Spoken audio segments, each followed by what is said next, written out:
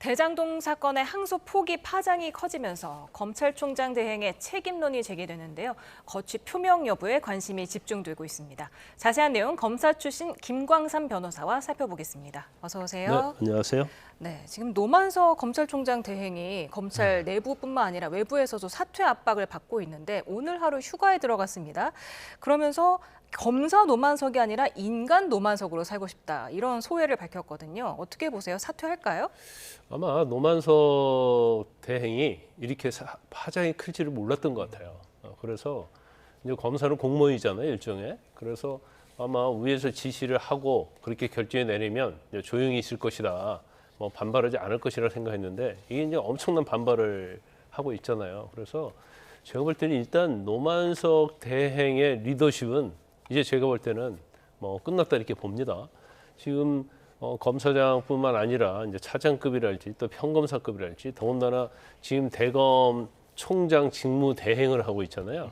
그러면 대검 부장들이 검사장급이거든요. 근데 자기 참모라고 볼 수 있어요. 그런데 참모라고 볼 수 있는 검사장들이 다 내용을 밝히라고 하고 용퇴 여부를 또 결정하라고 얘기를 하고 있잖아요. 더군다나 대검 연구관들, 이제 평검사인데 이렇게 하고 있는 상황에서 다시 대검에 들어와서 직무대행 역할을 한다? 그거 자체는 있을 수 없는 거고 아마 지금 뭐 일부에서는 사퇴하면 안 된다는 여권의 이야기가 있긴 하지만 사퇴를 안 하면 사실은 지금 정부에 되게 이재명 대통령에게 엄청난 부담이 될 거예요. 그래서 아마 내부적으로도 사퇴하기를 바라는 그러한 기조는 상당히 있을 것이다. 그렇지 않고 사퇴 안 하면 계속적으로 반발은 지속이 되겠죠. 근데 이제 사퇴를 하면 일단 일단락은 될 거라고 봐요. 그러면 지금 이 상황이 언제까지 오래 가는 것을 여권은 바라지 않을 겁니다. 그럼 결과적으로 이제 사퇴할 수밖에 없는 상황이 오지 않았을까? 그렇게 우리가 생각해 볼 수 있는 거죠. 예. 그러면 지금 수사팀, 공판팀도 입장문을 낸 상황인데 사실상 사퇴 압박을 하고 있죠. 말씀하신 대로. 한 줌도 되지 않는 친윤 정치 검찰들의 망동, 뭐 쿠데타 이런 얘기가 나오는데 실제로 내부 분위기는 어떻습니까? 그건 제가 볼 때는 과도하다고 보고요. 물론 이제 친윤 검사들이 지난 정권 때 잘못한 것도 상당히 많이 있죠. 그리고 이 사태에 불을 지핀 것은 이제 일부 친윤 검사들, 특히 대장동 사건을 수사했던 검사들이라고 볼 수는 있어요. 그런데 지금 뭐 친윤 검사 여부를 불문하고 뭐 검사장, 차장급, 부장급, 평검사들이 다 지금 문제를 삼고 있잖아요. 그렇기 때문에 이걸 뭐 쉽게 보고 마치 한 줌도 안 되는 검사들이다 이렇게 표현하는 것은 맞지 않다 이렇게 보고요. 지금 검찰 자체를 이제 폐지한다는 거 아닙니까? 내년 10월에. 그렇기 때문에 이제 검사들 입장에서는 그거에 대해서 굉장히 분노가 있고 참을 수 없는 것이 있었는데 이제까지 제가 볼 때는 내면적으로 좀 잠재해 있었다고 봐요. 근데 이번 계기로 이게 이제 정도나 선을 좀 넘었다. 검찰 어떤 관례랄지 애교랄지 이런 거 그리고 그 대장동 사건에 갖는 의미 이런 것들 너무나 무시해버리고 일방적으로 이제 대검에서 또 뭐 대검 차장 직무대행 자체는 뭐 법무부하고 또 용산을 고려했다 이렇게 얘기를 하고 있기 때문에 거기에 대한 굉장히 검사들이 이제 분노가 폭발하고 있다 이렇게 볼 수 있죠. 네, 이런 가운데 이문정 동부지검장이 항소해야 한다고 판단을 했다면 그 누구라도 이 징계를 각오하고 항소장에 서명을 해서 제출했으면 됐다 이렇게 또 말했더라고요. 이문정 검사장의 말에 대해서 저는 이제 거의 동의를 하지 않지만 저 말은 제가 볼 때는 동의할 수 있는 내용이라고 봐요. 아하. 검사는 독립기관이죠. 그러면 수사검사, 공판검사가 협의해서 만장일치해서 항소를 하기로 했다고 한다면 거기서 누가 총대를 쥐고 그냥 항소장을 접수해버리면 되거든요. 그렇다고 해서 접수가 무효가 되지는 않습니다. 대검의 지휘를 받지 않고 법무부 장관의 지휘를 받지 않았다 하더라도 항소장은 검사가 단독으로 제출할 수 있는 거예요. 근데 그걸 제출하지 않고는 이제 와서 대검에 핑계를 댄다. 그건 잘못된 거죠. 그러니까 사실은 이제 원래의 어떤 원인 관계에 대한 책임은 노만석 총장 대행에 있긴 하지만 뭐 수사 공판 검사랄지 부장 차장 검사랄지 특히 중앙지검장 정준우 지검장 같은 경우에는 지금 정준우 지검장 사퇴 표명을 했잖아요. 그러면 자기가 정말 지금 자기를 항소를 해야 한다는 게 자기 소신이었다는 거 아니에요. 아니, 검사가 소신이었다면 항소 접수하고 사퇴를 하든지 해야 하는데 그렇지 않고 대검의 지시를 다 듣고 나서 사퇴를 한다랄지 거기에 대한 핑계를 댄다든지 이건 사실은 옳지 못한 행동이죠. 근데 지금 검사 출신이시잖아요. 네네. 검사들도 되게 상명하복 문화가 강하지 않습니까? 이제 상명하복인데 지금 예전과 좀 많이 틀린 측면이 좀 있고요. 우리가 이제 전에는 검사 기계, 소신 이런 얘기를 많이 했는데 이제 그게 상당히 없어진 지 오래됐죠. 그리고 사실 지금 문제되는 검사들이 지금 검사의 전체가 아니고 일부 정치 검사들이거든요. 우리가 이제 문재인 정부 때도 친문 검사들이 있었잖아요. 이게 그냥 전형적인 정치 검사들이었고 또 윤석열 정부 때는 친윤 검사들이 있었어요. 그것도 정치인 검사죠. 이제 새로 정권이 바뀌었잖아요. 그런데 또 친정부 성향의 검사들이 고위직으로 발탁이 되고 하면서 이제 그런 사람들이 바로 뭔가 뭐 양심이랄지 어떤 검찰의 독립 이런 거에보다는 자기의 어떤 출세, 지향적인 이제 이런 모습을 보이다 보니까 검찰이 굉장히 어려운 측면에 처해 있고 또 이런 검사들 때문에 이제 검찰도 폐지가 되고 이제 그런 상황이 왔다고 이렇게 봅니다. 그러다 보니까 임은정 지검장도 그렇고 조금 전 시간에 저희가 생중계로 보내드린 법사위에서도 그렇고 윤 전 대통령 구속 취소 때 왜 그때 즉시항고 포기했을 때는 지금처럼 얘기 안 했느냐는 거예요. 이건 어떻게 들으셨습니까? 그것은 뭐 전혀 일리가 없다고 볼 수는 없죠. 그러니까 그런데 이제 그 당시에는 법률제인 거였거든요. 법률제인 거. 법률제인 걸로 인해서 구속 취소 자체가 이제 그 당시에 이제 공수처의 수사 권한이 있었느냐 없었느냐 그거에 대해서 굉장히 논란이 많이 있었죠. 그 다음에 또 시간을 계산하느냐 일로 계산하느냐 구속 기간에 대해서. 그런데 그 지기현 판사의 어떤 그거 자체가 법의 규정이 없기 때문에 사실은 꼭 틀렸다 맞다 할 수는 없어요. 그리고 일반적으로 이제 인권적인 측면에서는 또 시간 계산하는 것이 옳다고 또 생각하는 그런 법조인도 당연히 있는 거고 그렇기 때문에 그때도 당연히 뭐 검사들이 반발할 수도 있는데 그건 법원에서 결정한 거였잖아요. 법원에서. 사법부 영역, 삼권분립의 독립 객체인 법원에서 결정한 거고 그거에 대해서 이제 구속 취소에 대해서 항고를 아는 것 자체는 제가 볼 때는 그건 또 문제가 저도 있다고 봅니다. 문제 있다고 보는데 이거 자체는 이제 항소의 대상이 되냐 안 되냐가 너무 명백히 나와 있단 말이에요. 뭐 구형이 있어도 마찬가지고 또 무죄가 된 사건이잖아요. 일부 무죄가. 무죄도 그냥 일부의 자그마한 무죄도 아니고 특경법상 엄청난 금액의 업무상 배임과 관련된 무죄단 말이에요. 그리고 이 무죄 자체가 사실은 추징이랄지 범죄 피해액에 영향을 미칠 수 있고 이 사건만 있는 게 아니고 다른 또 같이 공범과 관련된 사건의 재판을 받고 있기 때문에 그 미치는 영향을 전체적으로 고려해 보면 이건 무조건 당연하게 이제 항소할 수 있는 사건인데 왜 안 왔느냐 이제 그런 취지로 검사들이 반발하고 있는 거죠. 네. 정성호 법무부 장관이 윤석열 정부로 정권이 바뀌었을 때 수사팀이 바뀌었기 때문에 1차 수사팀과 2차 수사팀의 의견이 다를 거라고 본다고 말을 했는데 1차 수사팀이 자신들의 의견은 반영이 되지 않았다. 이렇게 또 주장을 했더라고요. 아니 그런데요. 이제 우리가 자 보세요. 대장동 사건을 수사했어요. 1차 수사팀이 있고 2차 수사팀이 있고 3차 수사팀이 있어요. 그러면 최종적인 건 3차 수사팀에서 해서 기소를 하고 그런 거 아니겠어요? 근데 1, 2차 수사팀이 뭐 초도의 수사를 하다가 손을 뗐어요. 그러면 항소하는 데 있어서 그러면 2년 전, 3년 전에 수사했던 검사들 의견도 들어야 하는 거예요? 그건 말이 되지 않는 거죠. 그러면 1차 수사팀 자체가 대장동 수사를 제대로 안 했기 때문에 2차, 3차에서 수사를 해서 기소를 했다고 한다면 지금 현재 검사들이 항소 여부를 결정하는 것이지 예를 들어서요. 한 5년 전 사건을 수사검사가 뭐 사표 내고 변호사를 개업했다랄지 아니면 지방에 가 있어요. 예를 들어서. 그럼 5년 동안 재판했어요. 그러면 그걸 항소 여부를 할 때 그걸 그 검사한테 물어보는 건 아니죠. 현재 근무하는 검사들, 관여하는 검사들 그리고 무엇보다 중요한 것은 검찰 예규, 검찰 규정이 어떻게 매뉴얼이 어떻게 돼 있는지 그다음에 두 번째는 이제 특히 무죄가 나온 사건은 검찰이 거의 대부분 항소를 했거든요. 뭐 아주 작은 사건이라도. 근데 이 사건은 엄청난 큰 사건이잖아요.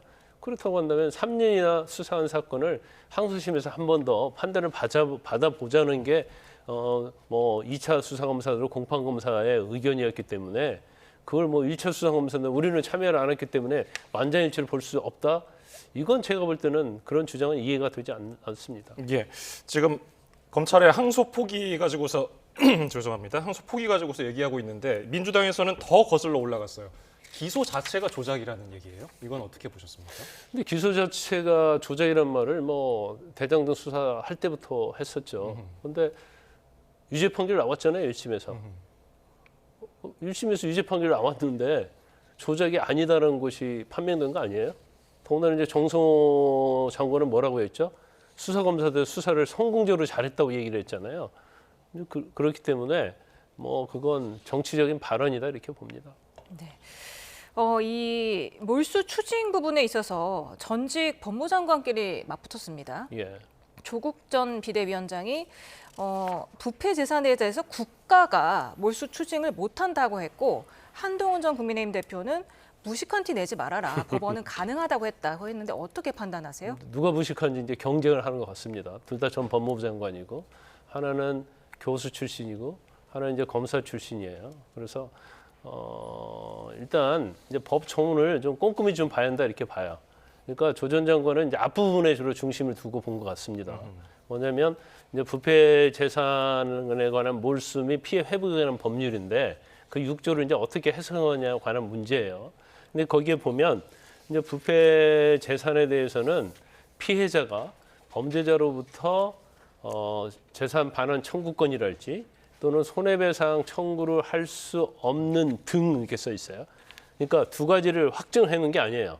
그런데 조 전 장관은 이 두 가지에 딱 픽스가 된 거예요.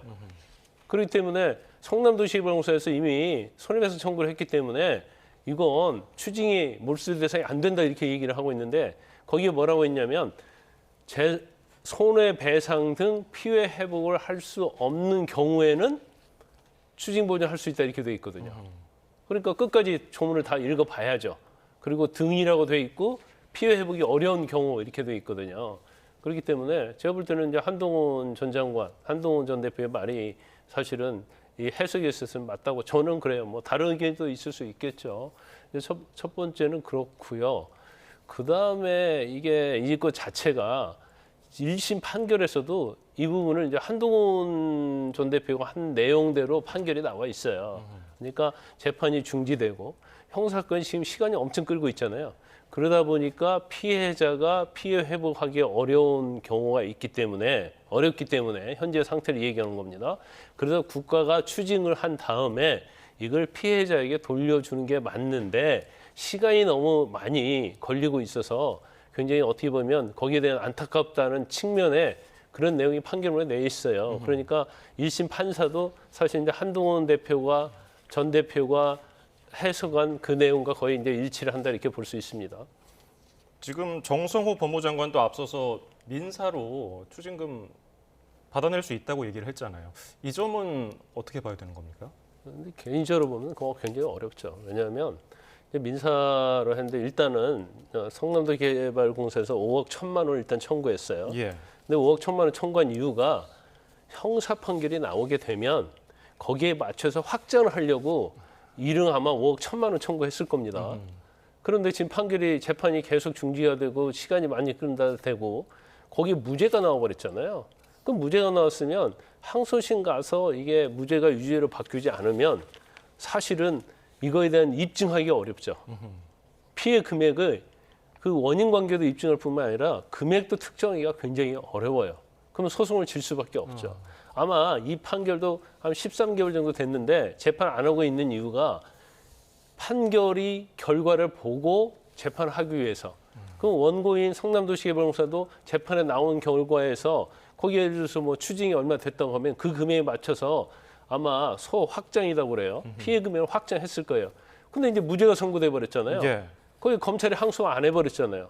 그러면 결과적으로 민사소송은 대부분이 형사 판결에서 확정된 거 가지고 인정을 하는데 더군다나 성남도시개발공사에서요 무죄가 났는데 그럼 자기들이 인과관계 입증해야 하고 피해액을 입증해야 하는데 이건 불가능하죠. 변호사 할 수 있는 영역이 아니에요. 검사들이 수십 명이 붙어가지고 대장동 기소했잖아요. 그렇게 했는데도 무죄 나왔잖아요. 근데 민사로 어떻게 이걸 돌려받을 수 있겠습니까? 그래서 무죄가 나왔고 이것이 확정될 가능성이 크기 때문에 사실은 손해배상에서는 이길 가능성이 굉장히 없다 이렇게 볼 수 있습니다. 네, 다음 주제로 넘어가 보겠습니다. 이재명 대통령이 오늘 국무회의에서 12.3 비상계엄에 대한 특검 수사 외에 독자적인 공직자 조사가 필요하다고 밝혔고요. 예, 정부가 자체 태스크포스를 내년 2월까지 가동하기로 했습니다. 이 부분은 어떻게 보셨습니까? 이 정부 들어서 이제 TF팀이 워낙 많이 만들어지고 있는 것 같아요. 그래서 일단 그 비상계엄과 관련해서는 중요 임무 종사자랄지 부하 수행자라고 해서 중요 임무 한 사람들하고 조금이라도 따라서 선정선동에 휩쓸린 사람들은 지금 뭐 3대 특검 그리고 전에 이제 검찰, 경찰에서 수사를 다 했잖아요. 그런데 이제 아마 잔존 세력이 공직자에 남아 있다고 이렇게 생각하는 것 같아요. 그러면 사실은 이게 특검의 비상계엄 방조를 하고 그랬다고 한다면 수사기관에서 이게 수사할 사안이죠. 그러면 저 사안 자체는 공직자 중에서 뭔가 내란에 대해서 호의적이었다 이런 사람들을 이제 색출하겠다 그런 취지를 좀 보이는데 이건 굉장히 사생활에 가는 거고 경우에 때는 이제 어떻게 보면 사상의 자유랄지 이제 그런 거에서 좀 문제가 있을 수 있어요. 그러면 만약에 내란 동조한 행태를 뭔가 잡아내겠다고 한다면 방법은 뭐가 있을까? 결과적으로 주위 사람들이 신고를 받더라 할지 뭐 그런 것밖에 없잖아요. 그러면 그런 신고 그런 것들이 자기가 감정이 나쁜 사람을 상대로 할 수도 있는 거고 경우에 따라서 이게 이제 사찰이 아니냐 그런 우려가 있을 수 있는 거거든요. 그러면 이제 고위공직자 같은 경우에는 사실은 내란에 동조를 했다랄지 방조했다고 한다면 그건 이미 다 드러났을 겁니다. 그러면 그런 사람들은 뭐 당연히 뭐 처벌할 수도 있는 건데 저걸 이제 전체적인 공무원으로 확대를 하면서 거기에서 뭐 뭔가 내란과 관련해서 조금이라도 관련이 있는 사람들은 어떻게 보면 색출해서 수사를 하든지 행정 조치를 하든지 이제 징계를 하겠다고 하는 건데 이제 저 측면은 굉장히 우려한 측면이 저는 많이 있다 이렇게 봐요. 예. 그래서 모호할 것 같으니까 예를 들었어요. 경찰이 국회 출입 통제한 것, 또 외교부가 계엄 옹호 전문을 발송한 것. 그러면은 이걸 직접적으로 시행한 공무원들의 경우 뭐 인사적인 불이익이 있을 수도 있는데 그들이 뭐 정부를 상대로 소송을 걸 수도 있는 거 아닙니까? 그렇죠. 근데 이제 이런 걸 봐야죠. 그러니까 예를 들어서 구급 공무원이 있어요. 그래서 계엄과 관련된 이런 문건이 중앙에서 내려왔다. 이걸 어느 기관으로 전송을 해라. 그럼 구급 공무원이 그거 기계적으로 전송하는 것이지 내란에 동조하는 건 아니잖아요. 그럼 이런 사람들을 조금이라도 관여했던 사람을 다 드러내서 징계를 한다? 그게 징계 사유가 되지 않겠죠. 그러면 결과적으로 그런 사람들은 징계를 한다랄지 어떤 행정 조치를 한다랄지 그러면 반발이 있고 당연히 정부를 상대로 소송하겠죠. 그래서 이거 자체는 제가 볼 때는 좋은 생각은 아닌 것 같아요. 더군다나 뭐 통합 그런 얘기를 했는데 공무원 중에서도 물론 뭐 자기가 앞장서 갖고 비상계엄을 옹호하면서 비상계엄이 뭐 잘 실행될 수 있도록 적극적으로 관여를 했다면 모르겠지만 그게 아니고 공무원으로서 위에서 지시에 의해서 그걸 어쩔 수밖에 했던 사람들 이런 사람도 과연 내란의 어떤 방조자로 보고 같이 해서 뭐 징계를 한다 이거 자체는 정부에서 정권에서는 좀 다시 고려를 해봐야 할 사안이다 저는 그렇게 봅니다. 네, 이재명 대통령은 오늘 또 사실적시 명예훼손 폐지를 검토하라고 지시를 했습니다. 이게 민사로 해야지 형사처벌할 일이 아니라는 건데 어떤 의미가 있습니까? 이건 이제 찬반 양론이 있을 수 있죠. 왜냐하면 이제 우리나라는 사실을 적시한다 하더라도 그게 그 사람의 이제 명예훼손이 되면 뭐 지금 처벌하거든요. 예를 들어서 A라는 사람이 누구를 강제 추행했다. 그래서 A라는 사람이 누구 어린애를 강제 추행했다. 그게 사실은 그게 공익적인 것이 아니라고 한다면 그 사람도 처벌을 받아요. 그러면 굉장히 억울한 측면이 있죠. 그래서 이제 그러한 경우에는 뭐 제가 볼 때는 뭐 사실상 명예훼손을 처벌하는 것은 굉장히 약간 불합리하다 이제 그런 생각이 드는데 그런 게 아니고 이제 사람이 어떤 프라이버시가 있잖아요. 내밀한 프라이버시가 있는데 그걸 가지고 예를 들어서 적시를 해가지고 집안이 완전히 뭐 망한다랄지 누구나 뭐 프라이버시 비밀이 있을 수 있는 거죠. 근데 그게 사실이에요. 근데 처벌할 수 없잖아요. 이제 보니까 그러면 민사로 뭐 손해배상 청구를 하라 그 얘기인데 형사로 해서 처벌을 받게 되면 형사적으로 합의를 할 수 있거든요. 서로. 근데 민사로 가려면 이제 변호사도 선임해야 하고 두 번째는 입증하기가 굉장히 어렵고 우리나라의 특징이 뭐냐면 손해배상액이 그렇게 많지 않아요. 예. 지금 허위 사실이라는 명예훼손에 대해서는 징벌적 손해배상을 하겠다고 이제 정부에서 얘기를 하고 있는데 그러면 사실적시한 명예훼손에는 아예 죄가 안 되게 한다고 하니까 그러면 사실적시로 인해서 우리 집안 가족이 있는데 정말 우리만이 아는 건데 이거 제3자가 알았어요. 가지고 이걸 가지고 공표를 했단 말이에요. 그리고 가족이 풍지박산됐어요.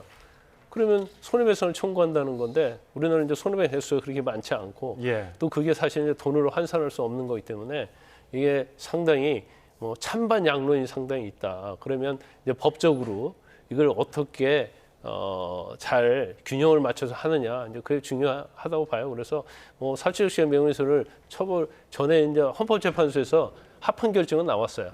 유언이 아니다고 합헌 결정은 나왔는데 이제 그렇지만 이게 뭐 좋은 점 나쁜 점 장단점이 있기 때문에 이런 뭐 부분을 이제 법으로도 상당히 고친 다음에 실시를 해야 한다. 만약에 실시를 하려고 한다면 법을 개정하려고 한다면 저는 그런 의견입니다. 예. 오늘 도움 말씀 여기서 줄이겠습니다. 김광삼 변호사였습니다. 고맙습니다. 감사합니다.